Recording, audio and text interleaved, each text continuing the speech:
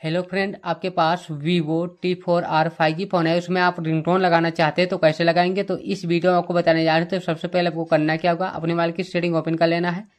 Mobile setting open कर लेने के बाद फिर नीचे आ जाना है। नीचे आएंगे, यहाँ लिखा हुआ साउंड एंड वाइब्रेशन, इस पर क्लिक कर देना है। इस पर क्लिक कर देने के बाद फिर नीचे आ जाना है। नीचे आएंगे तो यहाँ लिखा होगा फोन रिंगटोन पर क्लिक करना है। रिंगटोन पर क्लिक कर देने में से जो रिंगटोन आपको अच्छी लगे उसके सामने आपको टिक कर देना है। जैसे टिक कर देते हैं तो आपके में ये रिंगटोन लग जाएगी। किसी के भी इनकमिंग कॉल आएगी तो ये वाली रिंगटोन आपके में बजेगी।